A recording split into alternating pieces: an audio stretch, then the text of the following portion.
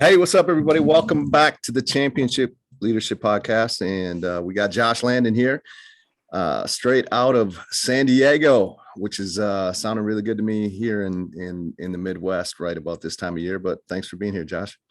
Yeah, I appreciate you having me. It's a balmy 60, like 4 degrees right now. When you have to, You do have the yeah, winter hat on, so yeah. I mean, I like to fake it. yeah, You yeah, gotta. It's like right, if the seasons never really show up, I just try yeah. and like falsely create them. I like it. Well, we were talking before. You're a Philly fan. Does that mean you Yep. grew up around that area? Yeah, my folks are from there. Okay, so you know what cold Uh, weather is. oh yeah, yeah. Yeah, It's fun to visit and yeah. maybe go back for a Birds game in the winter. But other than that, I have no problem being by the beach. I'm scared to go to a Birds game. All the things I've heard about you fans out there, man. Like I just like horror stories of. Yeah, now it's gotten a little bit better. Has Right? it? But when I was growing up, going to games at the vet, Yeah. now that was legitimate, Really? right? Yeah. I saw people getting their ass kicked constantly. Yeah. Yeah. Now, like, the iPhones and all that shit's kind of tamed everything down, Yeah. right? Because Right. no one wants to get busted right away. But they had a jail underneath the vet.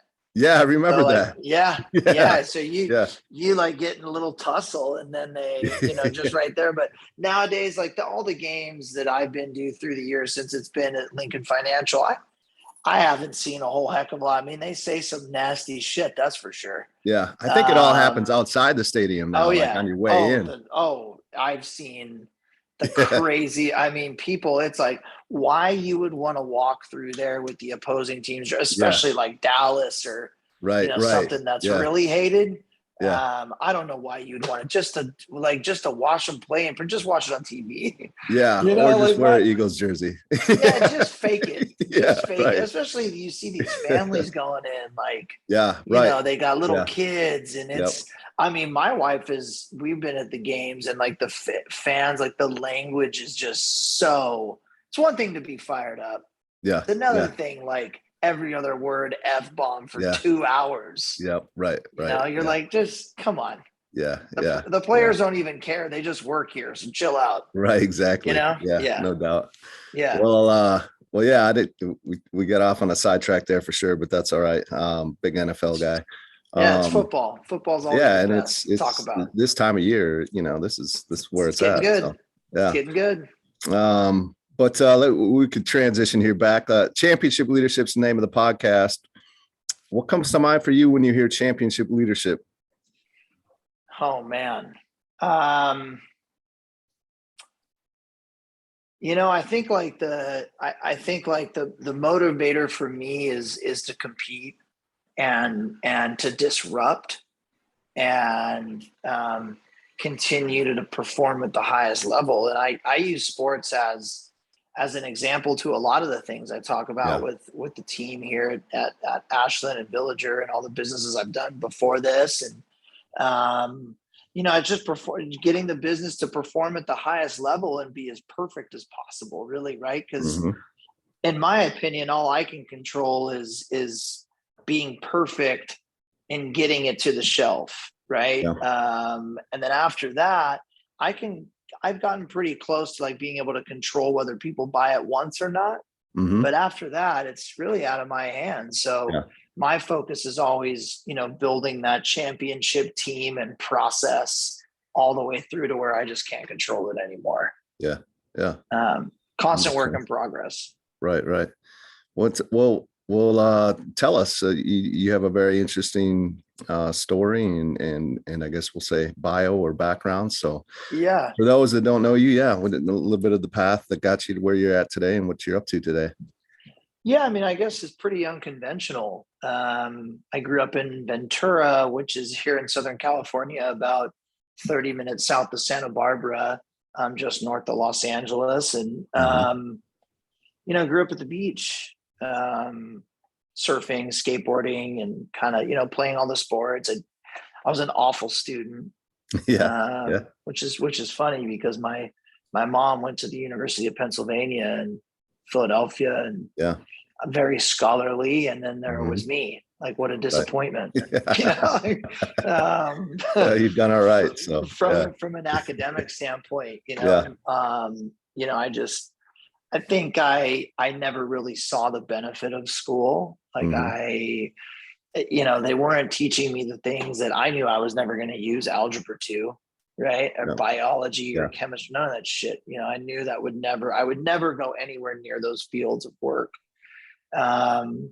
And I fell in love with surfing and ultimately fell in love with surf films.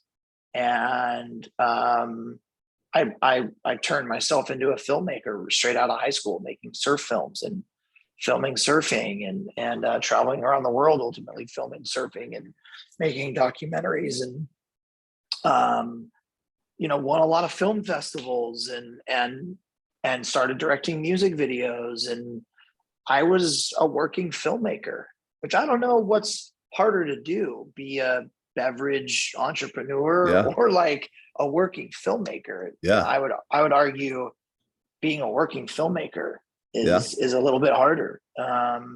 So for me, that's what I was doing. My wife and I, we've been together since we were 15, and when we had 2 kids, and when I had the idea for St. Archer, which was totally random on a surf trip.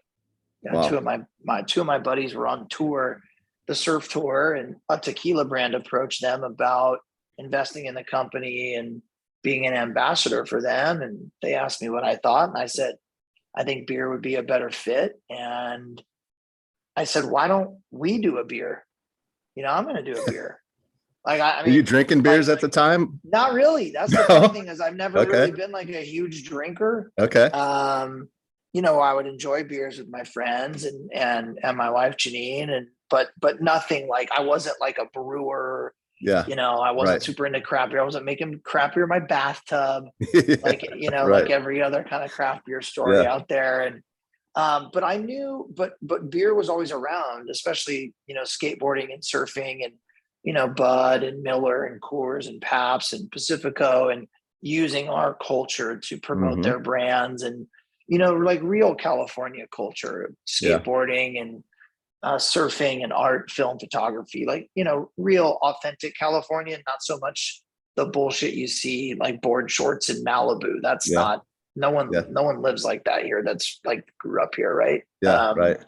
So I thought, could we do a more authentic version? And I knew a lot of pro skateboarders from making films, and snowboarders and surfers. And, could I bring everybody together and create a brand that is really authentic to us? And St. Archer was that. And I went home and told my wife that I was going to quit making movies, and I'm going to build a brewery in San Diego, because that is the craft beer capital of the US. And she said, I'll find us a place to live.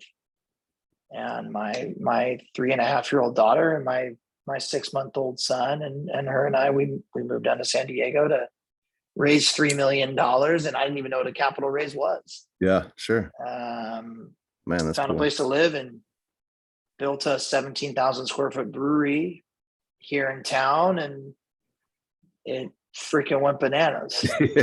Yeah. That's I awesome. mean, it was how, I think, like, looking back, raising $3 million, a lot of folks ask, I think that's probably one of the more common questions is, how do you raise money? Right. Everyone wants to know that's how you get a business off the ground. Right.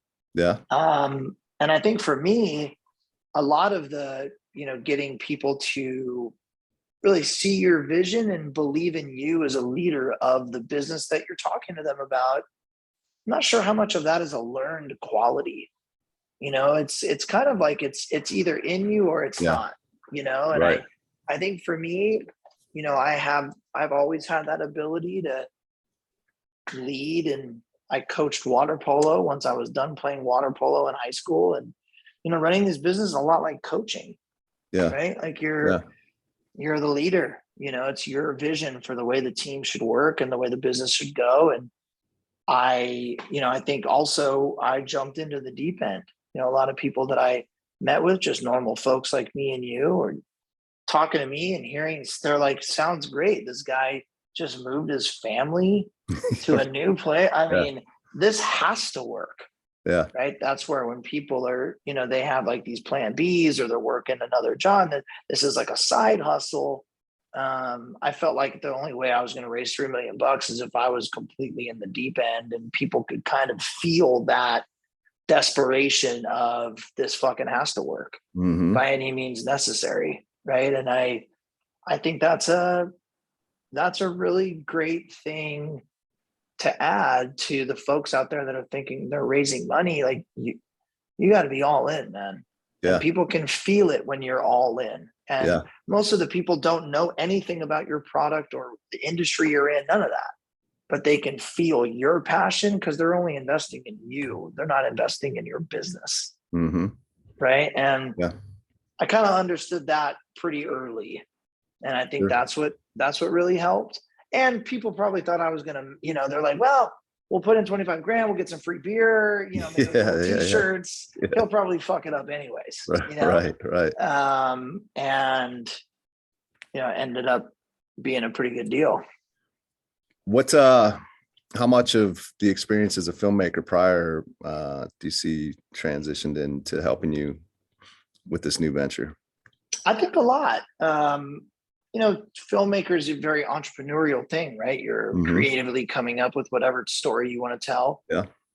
You're producing it, filming it, editing it, finding distribution for it, marketing it. You're really doing all facets, and a lot of those things carry over into, running a business. And as a filmmaker, it was really just me and maybe a couple other people, right? Sure. It wasn't this huge team. And so you're doing pretty much everything. Yeah. Right. And it's all about how hard you want to work and how creative you can be to make you successful. It's really all on you. Yeah. And that's really similar. Yeah. It's much different now. I think the hardest thing now that I still have a hard time with is managing people's personalities. Yeah. Right. That's a challenge. Especially at this level or these people's careers, right, that are working with me. Yeah. And it feels like even maybe in today's day and age more than ever too, right?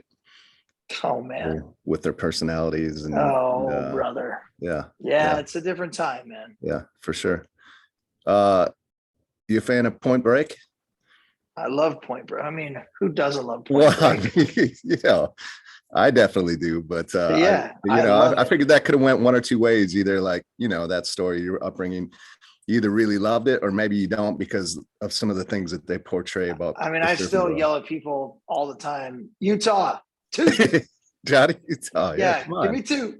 Yeah. Point Break, legendary, man. Yeah. I mean, I don't know if like a lot of times you're making fun of it, right? Like really you're making fun of it because I still don't know anybody that talks like that. Anybody that, right? But Hollywood has always butchered surfing. They've done a good. They've butchered skateboarding too, but surfing has been, man, geez. So how old are you? 42. 42. So you grew up kind of down there with the skateboarding. So there was this is a Hail Mary here, but I read a book about a SEAL that was a skateboarder in that area, Navy SEAL. He was pro for a little bit. Man, I wish I could remember his name. I'll shoot it to you. But he ended up doing some commercials and stuff. And it seemed like that same time of era that you were kind of growing up in. So I think a lot of there's a lot of those folks down here. I'm sure. Yeah. Right. Southern California. I think it's kind of the natural progression. Maybe when you realize I'm not going to be a pro that's going to like make a living doing this. That was the same thing for me with making surf films. I quickly realized I'm probably not going to be a pro surfer. So that, the next best thing is traveling around the world with the world's best. And, right. Yeah, absolutely. It was a good run. Yeah. Well, what was it like? So you leave film and you decide to start a beer company because your buddies want to get sponsored by a tequila company. Yeah. And then all of a sudden you got companies like Anheuser-Busch and Coors coming after you to buy you out. What is that like? Yeah, it was a crazy experience because it was so fast, right? St. Archer was only a couple of years old before, we got into that process. And obviously I'd never been through anything like that before. And, I think For me, a lot of it was, wanting to partner with someone. First and foremost, I wanted St. Archer to be a national craft brand, right? I felt like we had one of the best craft beer companies in the country as an independent craft. And that's what I thought it deserved. Yeah. Deserved to be a national business. And I thought Coors would be the one to take us there. And that was incorrect. Yeah.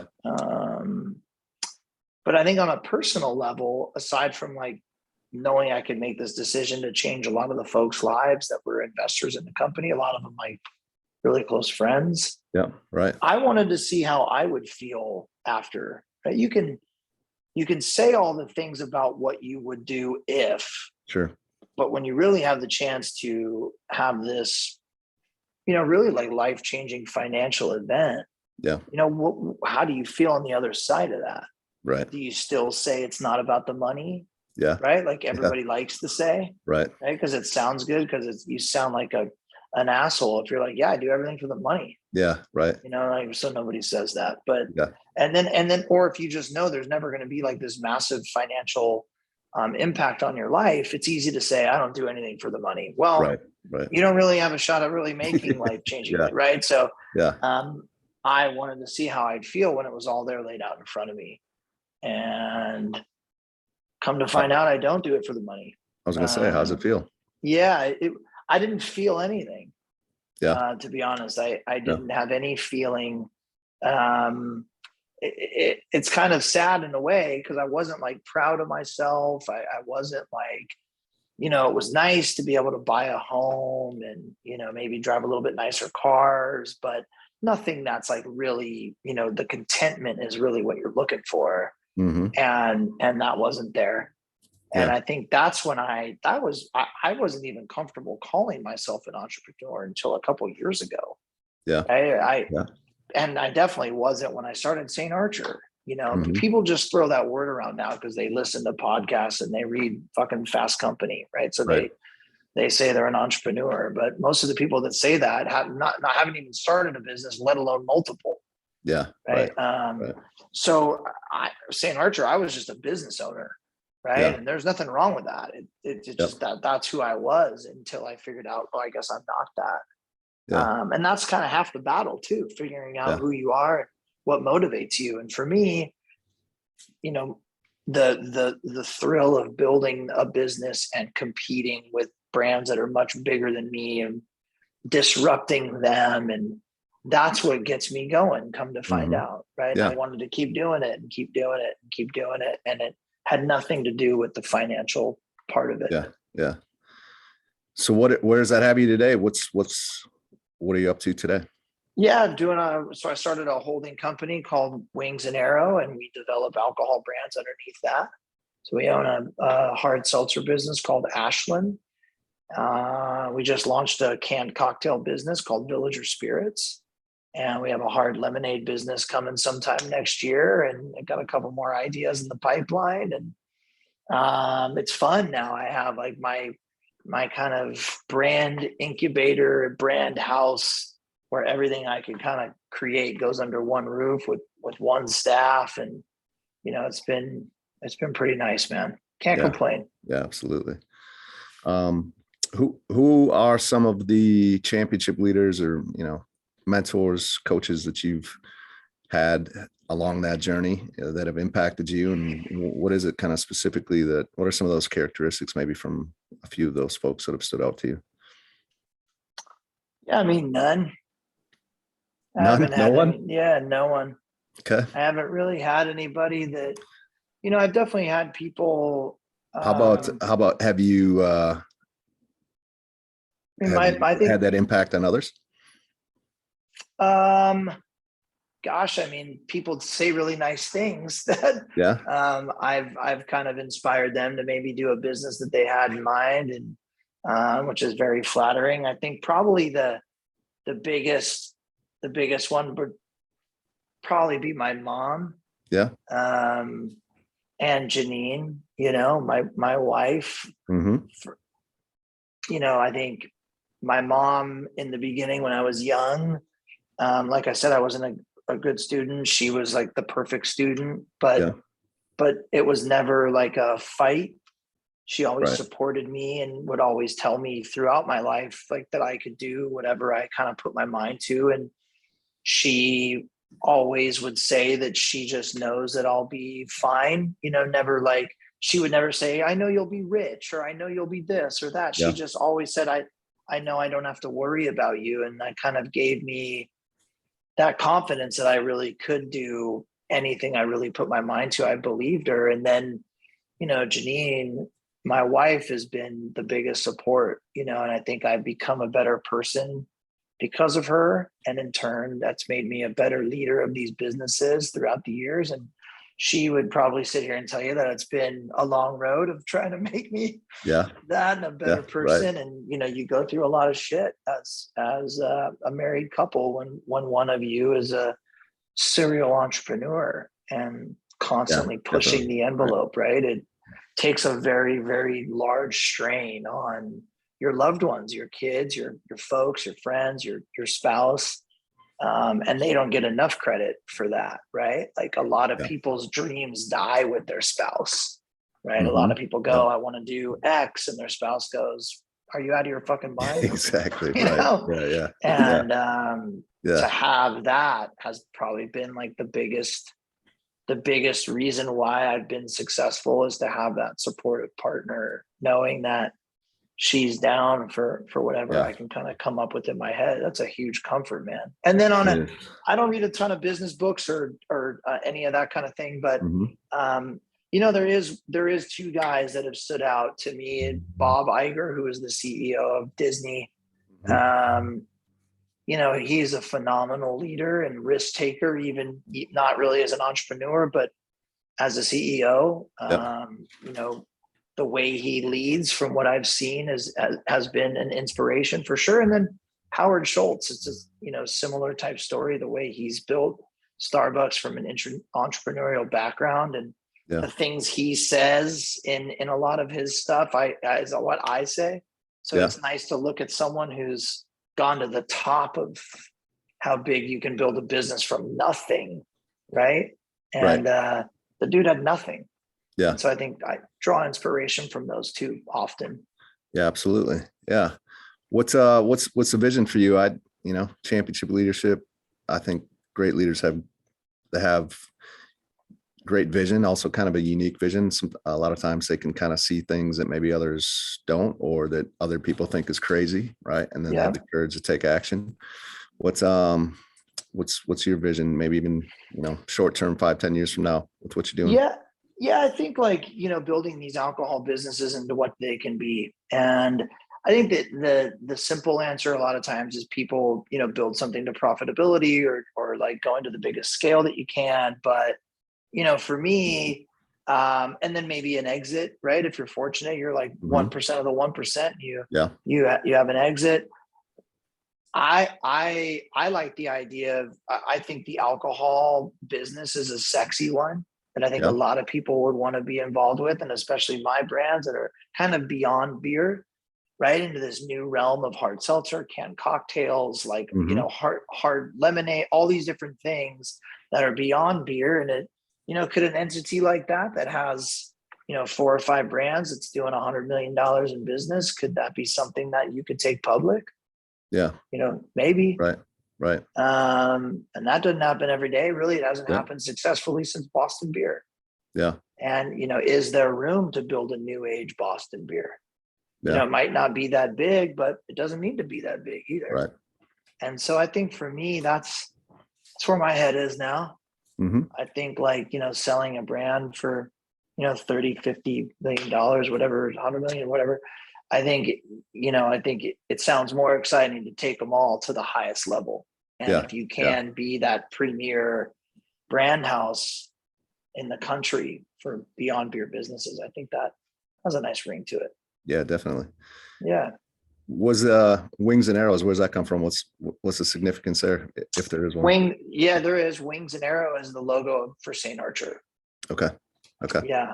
It's an arrow going through a wing. So that was the firstborn, and might as well carry it on Gotta carry even a that little, name on, right? even if it's Yeah. just an LLC name, like, Yeah. got to get it in Absolutely. there somewhere. Yeah. Yeah. You got it. What is, let's say, a critical moment, kind of a fork in the road type moment for you where, Mhm. you did make the decision that you did, which has you here today, but had you decided differently in that moment, right? Because I think we all have probably many of these, but I think there's a lot of people in that moment right now, especially with the last couple of years we've been going through. Mhm. And it's always hard for people to decide, they're getting pulled both ways. They want to know how it's going to work out before they make the decision, which obviously isn't Mhm. going to happen. So is there a moment that kind of comes to mind for you? I think there's a lot of power in hearing other people's stories and how they decided during those times. Yeah, 100%. I mean, and there's obviously been a ton of pivotal moments Mm-hmm. that go all the way back to childhood, right? But as it pertains to business,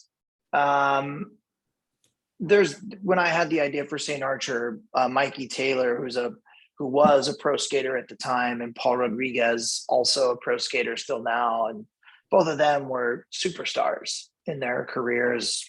Paul, the face of Nike, and Mikey, the face of DC Shoes. And when I had the idea for St. Archer, I went to them and said, "What do you guys think? Should we do this?" And they said, "We'll put money in trying to get this thing off the ground." And they would have never, it would have never happened if it wasn't for those two. Yeah. But we had a conversation in a diner in downtown Los Angeles, and it was, we've been talking about St. Archer and trying to figure it out, and you kind of get to a point when you have this idea where the rubber meets the road, Mm-hmm. and where you go, look, either you're going to stop fucking talking about it, right, and do it, or just shut the fuck up and you're not doing it. Yeah. Right. Yeah. And that's where it was. Uh-huh. And Mikey and Paul, like I said, they're superstar skateboarders, right? Yeah. That's how they made a living. That's how they provided for their families. And the conversation was like, "Hey, this is a great idea. Josh, you say yes, Yeah. we're doing it. Yeah. We'll put some money in to get it going, and you can pay your rent. If you drop everything, and if not, then dude, great idea." And that's it. And I said, I'm in. Yeah. Yeah. When you put it like that, let's rock and roll. Right. Yeah, absolutely. And that was it. That's when I drove home from downtown LA to Ventura, told Janine. 1 month later, we were living in San Diego. Wow. And in that moment, I just knew that I couldn't look back and not do it. I just couldn't do that. Mm-hmm. Just the regret would have been too gnarly, Yeah. And so, yeah, I just, that was it. Why San Diego? It's the craft capital of the US. Is it? Okay. Feel like I was supposed to know that. Hey, hang on one second. Yeah, you good.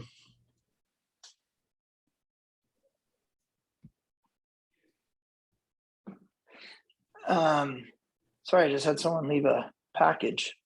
Yeah, no worries. Yeah, all good. You good? Yeah. Okay. So I it being the craft beer capital of the US, it was kind of, I don't know. It was like a big fish in a big pond type thing. I could have done it in Ventura. Yeah. There's 100,000 people that live there, and I probably could have been a big fish in a really small pond. Mm-hmm. But like the championship mentality that we're talking about, like if you really are a competitor and you want to beat the biggest and the best, right? And San Diego was the biggest and the best. So I said, if I could be a big fish here, then dude, I'll probably do all right. Right. Yeah. I like that. Yeah, absolutely. As we start to wrap this up, if there's, one or two things we could leave with the listeners that if they, were to put into play in their life right now, would help move them forward, with what might be that? Yeah, I think number one, it's probably just looking in the mirror and trying to figure out, like I said earlier, like what kind of person you are. Mm-hmm. And I think that's the first step. If you honestly say, take all of the ego and everything out of it. Are you an employee? Are you a business owner? Or are you an entrepreneur? Mm-hmm. Right. And I think, and all three of those things are great, right? One isn't better than the other, but figuring out who you really are and what your motives are, I think is a really good first step, right? You know, it's like, and it's inside, it's like you can feel it. It's like this burning inside you where you go, no, I want to start a business. This is what I'm going to do. Right. And if you go, yeah, it sounds cool to start a business. I don't know about this. I don't know about that. Maybe it's better if you're an employee, right? Yeah. And then if you say, dude, I want to get into this and I want to change the game. I want to keep changing the game. I want to, you know, like, then maybe you're an entrepreneur, right? And then I think like, you know, number 2 and 3 really should be like number 1 always, but like, it sounds easy to think of, but really working hard, like really like fucking like really working hard though, not like, you know, where it's like number 1, right? Where you're not going to let anybody else who's competing with you outwork you. And that means a lot of different things. Right. That means you're missing birthdays and you're fucking missing holidays and you're having a kid and you're emailing from the hospital like I was. And right. Like there's like, and when your wife or your husband is pissed off at you and you're going to work anyways. Right. Like those are the types of things where like, that's the hard work and it's uncomfortable, and it's uncomfortable for you. It's uncomfortable for people who love you and who you love. And, but that's what it takes, man. Yeah. That's what it takes. Like it takes that. And then I think having like a really highest level that you can of humility and realizing like, I'm not great at everything. Like I know what I'm good at. I know what I really suck at. Yeah. And when you have that kind of humility, then you can go out and attract the best talent that shares your vision to work with you. And ultimately those are the folks that are going to take you to the next level. Yeah. Like if you don't have Scottie Pippen, you know, it's pretty tough to like really get that Bulls train going in the 90s, right? Like that. Yeah, absolutely. You need the top of the top talent. And you can't get that if you have this massive ego and you think you can do everything and you're the best and blah, blah, blah, blah, blah. Like it just doesn't happen for you. So I think those are pretty good. Yeah, absolutely. No, 100%. What are a few ways folks can follow you a little bit more on social media, anything like that? Yeah, just our brand, Ashland Hard Seltzer and Villager Spirits. And then I'm on there, Josh Landon. Just, you know, I don't post all the time, but it's on there. It exists. I believe it. Yeah. I appreciate you coming on today. It's been a great conversation. For sure, man. I appreciate you having me. Yeah, man. Awesome. Absolutely. Yeah. Thank you. Have a good day. All righty.